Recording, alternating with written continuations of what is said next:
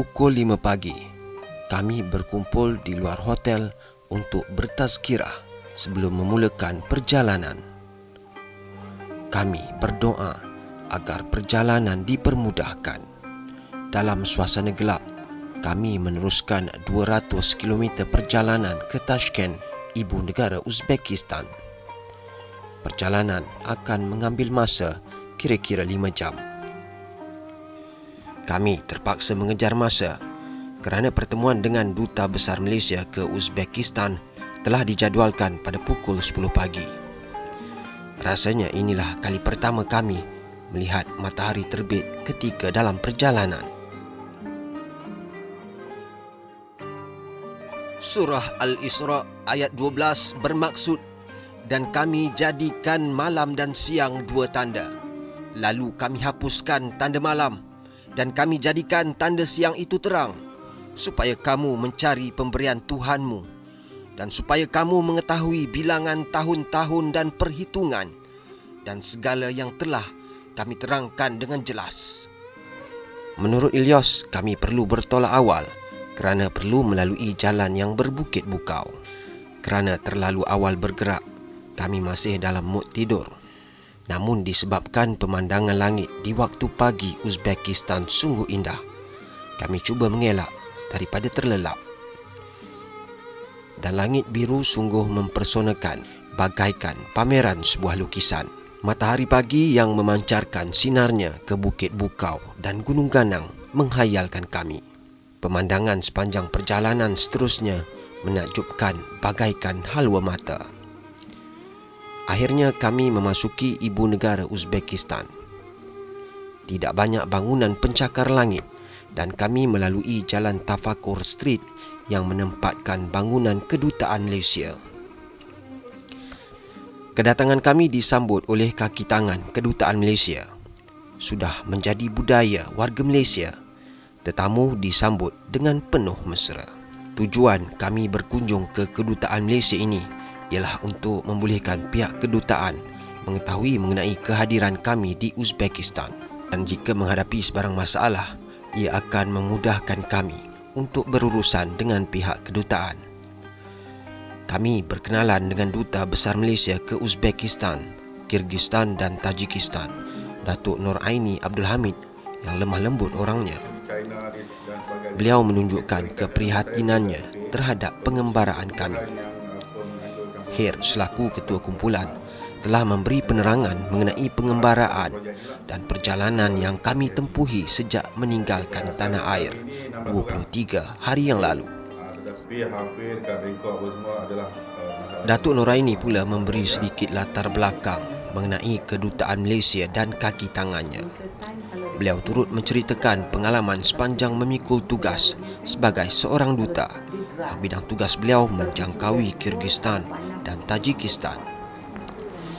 Banyak perkara yang disentuh, termasuk mengenai hubungan dua hala dan peluang perniagaan, serta peraturan dan undang-undang Uzbekistan yang turut menyentuh urusan ziarah saudara mara ke negara ini. Pernah tahun sudah, saya punya kakak, adik-beradik, sepupu semua dia orang buat satu rombongan datang ke sini. 22 orang. Excited lah. Saya tidak dapat kebenaran untuk diorang tinggal walaupun rumah sebesar mana boleh kita adik-adik kan tak kisahlah kan tidur kan? Macam mana walaupun ni kan kita dah tak kisah tapi dia tak bagi. Saya pergi jumpa sendiri pun dia tak bagi. Dia kata kalau 3-4 orang okeylah, dia kata ni 20 orang. Tapi dia tengok ini satu keluarga, binti semua sama. Yang ini satu. Saya kata ni kakak saya, ni adik saya, ini sepupu saya. Semua kan dia tak bagi. Kami turut dipelawa ke kediaman Datuk Noraini yang terletak tidak jauh dari kedutaan. Di kediamannya, kami diperkenalkan kepada suami beliau, Hasdi Yusof, berusia 57 tahun dan anaknya Anas, 31 tahun. Bukan setakat itu sahaja, kami turut dipelawa untuk makan tengah hari. Bagaikan doa dimakbulkan Allah Subhanahu Wa Taala, kami dijamu nasi lemak berlaukkan rendang daging, ayam goreng, sambal, ikan bilis dan kacang goreng serta timun. Inilah makanan yang kami rindukan selama meninggalkan tanah air sejauh 10,000 kilometer.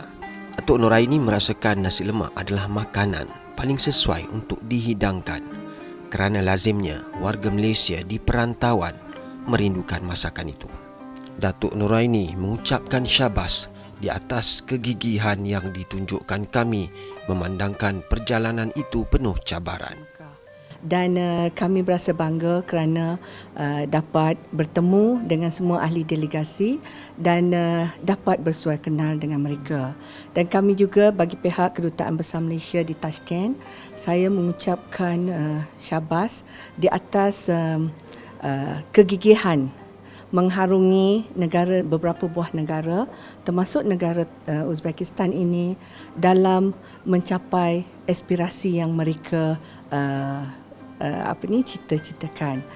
Dan saya bagi pihak semua pegawai juga di sini mendoakan kejayaan mereka untuk menunaikan haji di Tanah Suci pada tahun ini. Sungguh berterima kasih kepada Datuk Noraini dan keluarganya atas layanan mesra mereka. Sebagai balasan, kami berpakat untuk menjamu mereka untuk makan malam dengan masakan yang akan disajikan kami sendiri. Siang masih awal dan kami mengambil keputusan untuk ke pasar dan membeli bahan-bahan untuk masakan yang akan disediakan nanti. Mujur, kami ada Ilyas yang memandu arah kami ke pasar Tashkent, tidak jauh dari kediaman kedutaan. Perjalanan ke situ, kami sempat melihat sekeliling bandaraya Tashkent yang mempunyai banyak bangunan indah walaupun sedikit berusia.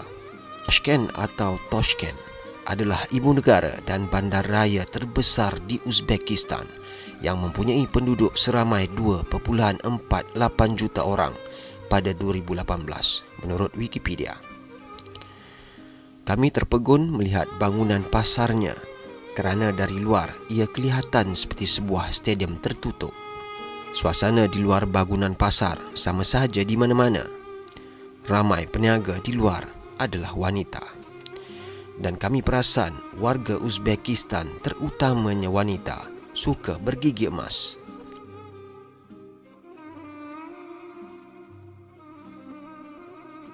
Okay, Alhamdulillah sekarang ni kami berada di bazar di bazar di Tashkent, yang mana keunikan bazar ni dia asing-asingkan. Yang mana tempat sayur, sayur saja. Yang mana tempat daging, daging saja. Yang mana tempat ayam, ayam saja. Dan yang lebih menariknya ialah di pasar ini ialah kering, ya, tidak berair, bersih dan berekon dalam bentuk kubah dalam dom ni, ya. Okey, kita punya misi sekarang ni ialah nak beli barang-barang mentah untuk kita buat tom yum pada malam ni di rumah Datuk Duta di Tashkent. Okey, jom. Walaupun kami datang pada sebelah petang, namun aktiviti menjual beli masih sibuk dijalankan. Peniaga dan pembeli saling tawar-menawar pelbagai barangan yang lazim dilihat di pasar basah. Selain daging ayam, ada suatu bahan yang lain dicari kami, iaitu daging kuda. 20. Dapat setengah kilo je daging. Ni setengah kilo dia. Yang ada tu ni. Ada kilo. Daging kuda. Daging kuda. Bentuk inilah bentuk kambing bang. Malaysia tak ada. Apabila selesai mencari bahan yang perlu, kami kembali ke rumah Datuk Noraini untuk menyiapkan makan malam yang telah kami janjikan. Datuk Noraini membenarkan kami untuk menggunakan dapur beliau bagi membolehkan tukang-tukang masak kami menunjukkan bakat masing-masing. Dan beliau sendiri ingin menyediakan masakan untuk kami, tetamu istimewanya pada hari itu. 3 tukang masak kami, iaitu Jasmi, menunjukkan kepakaran dalam menyediakan bahan untuk dimasak. Zu pula pakar dalam goreng-menggoreng dan membuat tom yum ayam. Dan Shah menunjukkan kepakarannya dalam memasak daging kuda yang dibeli di pasar tadi. Dan kami selebihnya meluangkan masa di ruang tamu kediaman Datuk Noraini. Kami kemudiannya menunaikan solat maghrib secara jamak. Masa untuk memasak begitu ringkas kerana yang menyediakannya adalah pakar. Kami meraihkan tuan rumah sekeluarga dan memberi mereka untuk menjamah masakan yang tukang masak kami sediakan. Dan sememangnya Datuk Noraini seolah-olah dapat membaca fikiran kami yang sangat mengidamkan kangkung belacan. Ini Kampung belacan sayur kangkung ni ala Uzbek. sebenarnya rezeki you all. Masak di Uzbek. Tak pernah dapat. Kat sini memang tak ada. Oh, ya ke? Ini kawan bagi. Dia mungkin pergi ke China ke mana ke. Ini dia bawa mari tadi. Memang rezeki you all. Yang menariknya, orang asing seperti Ilyos pun tahu memakan tom yam. Macam di Malaysia. Sila. Jumpa dia. Semalam, kami menunggang kuda. Tetapi hari ini, kami memakan daging kuda pula. Ini adalah daging kuda yang dimasak oleh salah seorang daripada peserta kembara inspirasi haji. Daging kuda ni dia masak kicap. Tapi bila makan dia memang sedap. Dan dia penuh. Tapi semua yang merasanya mengatakan memang dia sedap. Di Uzbek ni, makan daging kuda adalah satu kebiasaan. Kami dimaklumkan bahawa daging kuda yang kami makan adalah daripada haiwan yang diternak untuk dagingnya. Okey, mengikut requirement daripada kawan-kawan kita ni semua, dia nak rasa agak yang pelik sikit, kan? Rasa pedas, kemudian berangin. Sebab saya masukkan lada hitam dalam ni. Dan kicap yang bersesuaian adalah kicap manis. Malam semakin larut dan kami terpaksa mengucapkan selamat tinggal kepada Datuk Noraini dan keluarganya.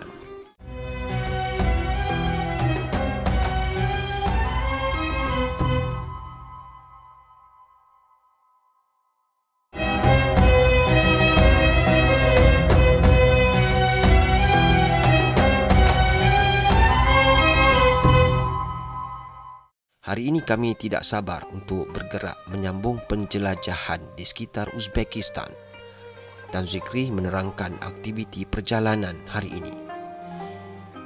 Kami dibawa ke pusat Islam yang menempatkan sebuah masjid dikenali sebagai Hazrat Imam Mosque yang dibina dalam tahun 2011. Kami memasukinya dan bersolat jemaah.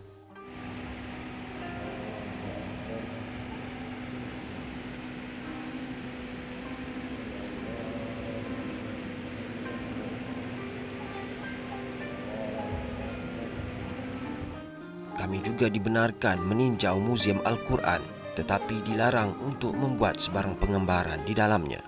Kami juga melawat sebuah madrasah yang terletak bersebelahan Muzium Al-Quran yang dibina sejak tahun 1051.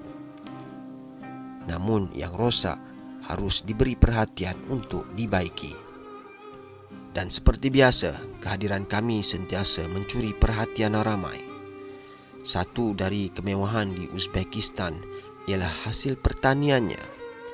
Antara yang popular ialah buah tembikai susu. Walaupun musim buah-buahan sudah hampir tamat, namun buah tembikai susu masih boleh didapati di merata tempat. Itu buah-buahan yang pelbagai jenis, terutamanya yang menjala ni, seperti tembikai ni. Beratnya saya ingat dalam 20 kilo. Berat.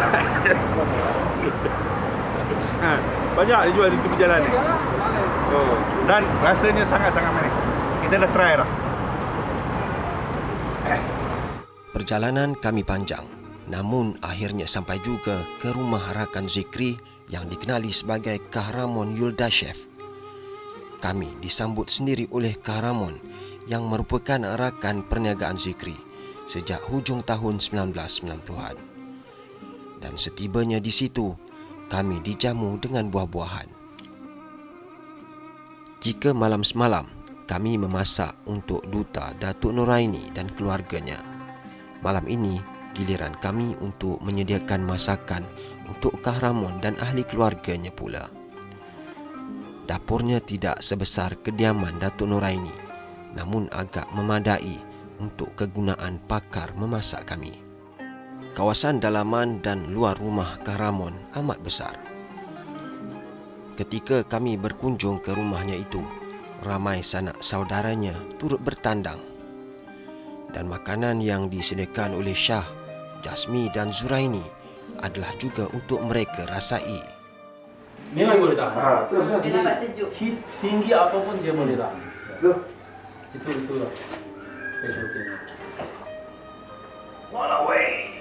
Oh my god. Pedas. Very hot. Yeah, for me, but for you, I don't know. Agaklah macam tak boleh banyak ni. Walaupun tom yam dikatakan pedas, namun semua ahli keluarga Kahramon yang memakannya kelihatan berpuas hati. Mungkin ia mengikut cita rasa anak tegak masing-masing. Pagi ini kami berkumpul sebelum meneruskan perjalanan ke Samarkand, kira-kira 320 km dan melibatkan perjalanan selama 10 jam. Dan pagi ini juga kami mengucapkan selamat jalan kepada Zikri yang terpaksa pulang ke Kuala Lumpur untuk menguruskan visa haji kami. InsyaAllah jumpa lagi. Allah. Okay, doa semua okey lah. Doakanlah ya haji ni aku. Dah sebenarnya risau pasal visa haji ni. Nampaknya kita kena berpisah sementara dengan Tuan Haji Zikri sebab perlu menguruskan urusan visa haji dan dalam sama yang sama sebab dia tak ada visa masuk Turkmenistan. Jadi kami bertawakal dan berdoa agar semuanya akan berjalan lancar dan dapat kita akan jumpa dia balik sama ada di Dubai ataupun di Jeddah. Perjalanan jauh menyebabkan bekalan diesel semakin kehabisan. Namun stesen minyak tiada menjual diesel yang kami cari. Rupa-rupanya diesel hanya digunakan oleh kenderaan yang terlibat dalam bidang pertanian. Dan ini membuatkan kami khawatir kerana tangki minyak semakin kering. Kami terpaksa pergi dari satu stesen ke satu stesen minyak untuk mendapatkan bekalan, tetapi hampa. Kami terlalu terdesak dan sanggup membayar harga seberapa sahaja bagi mendapatkan diesel. Dan akhirnya dengan bantuan Ilyos, kami memperolehi bekalan diesel. Ia diperolehi daripada rakan kenalan Ilyos yang menjualnya dengan harga pasaran. Bergigi emas kini menjadi bahan perbualan kami. Sesiapa sahaja yang bergigi emas akan kami minta supaya menayangkannya di depan kamera. Ini semua. Gold plated. Kehadiran kami bukan sahaja menjadi tarikan ramai, malah kami dilayan dengan begitu istimewa. Hinggakan pembuat roti pun mahukan kami melihat mereka beraksi di dapur yang membuatkan kami bermandi peluh.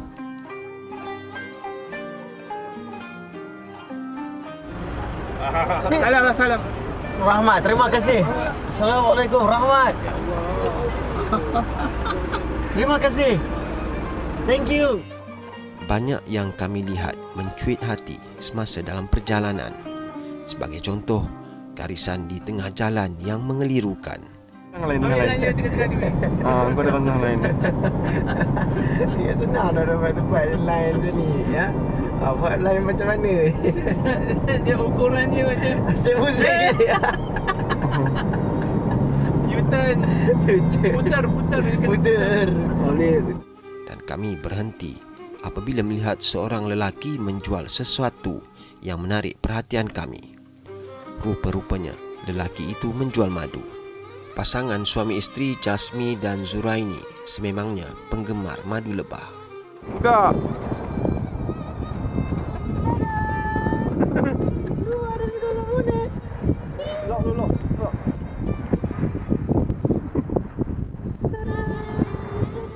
Dalam perjalanan juga kami dapat menyaksikan bagaimana bukit dibelah untuk dijadikan jalan seperti yang kami sedang rentasi ini. Tidak lama kemudian kami sampai ke Samarkand. Tujuan pertama kami ialah dataran rakyat Rajasthan yang terletak di tengah-tengah bandar purba Samarkand.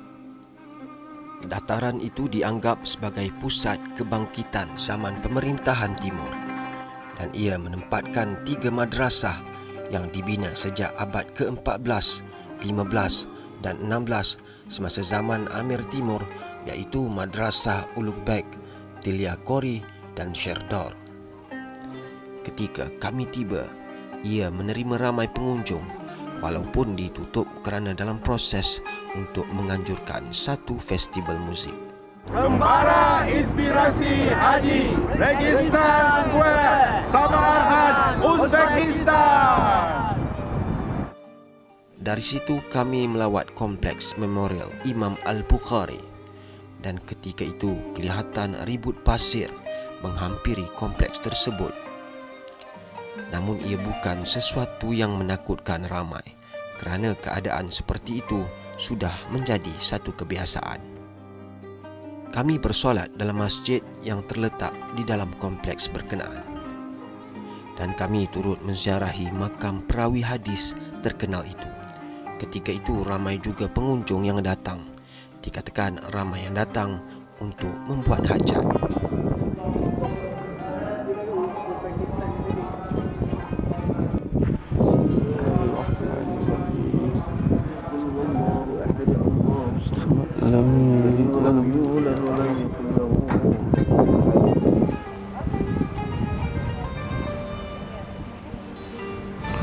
Gembara Inspirasi Haji, Makam Imam Bukhari, Samarkand, Uzbekistan.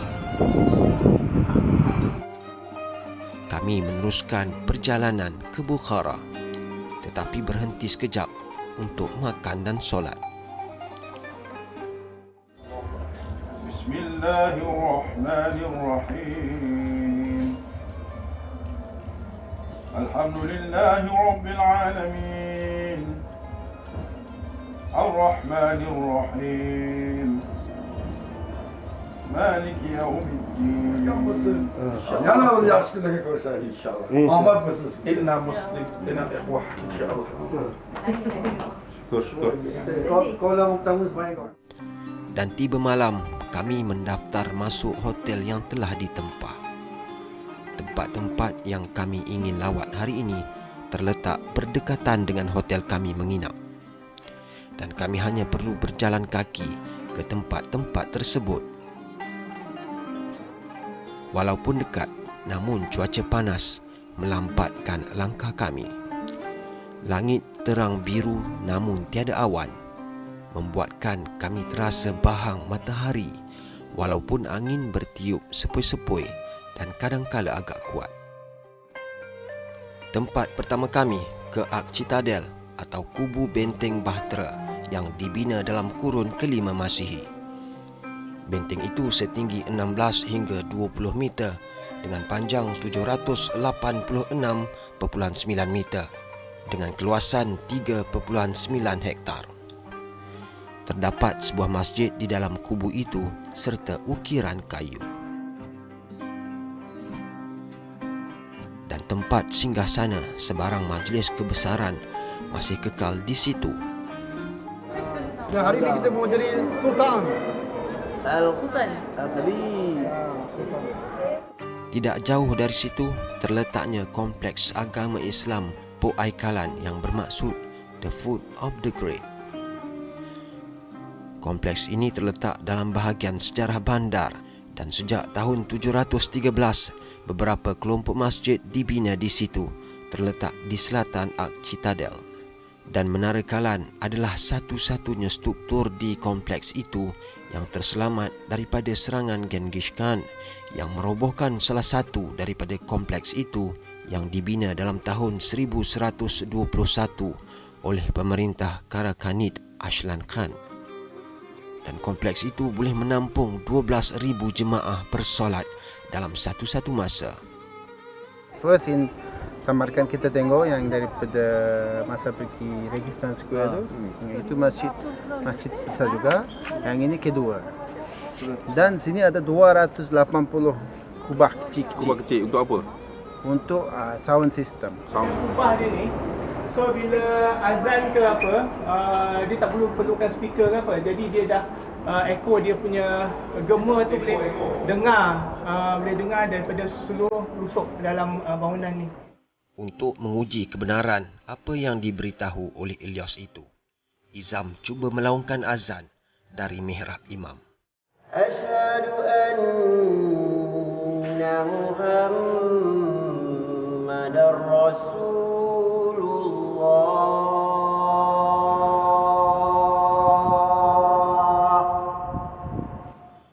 Dan diikuti suara syah yang bergema.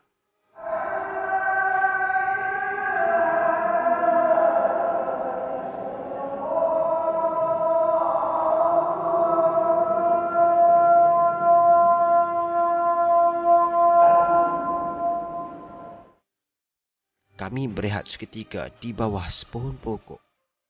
Begitu juga sekumpulan wanita Uzbekistan yang berusia turut mengambil angin ketika itu. Dan membuatkan kami teruja kerana hampir semua mereka bergigi emas. Kami bersiar-siar seketika di bandar Bukhara. Pada sebelah malam, kami berjumpa Kahramon di sebuah restoran sebelum kami menyeberangi sempadan Uzbekistan Turkmenistan. Sebelum ke sempadan, kami perlu memenuhi tangki diesel terlebih dahulu. Kami perlu bersedia dengan segala kemungkinan.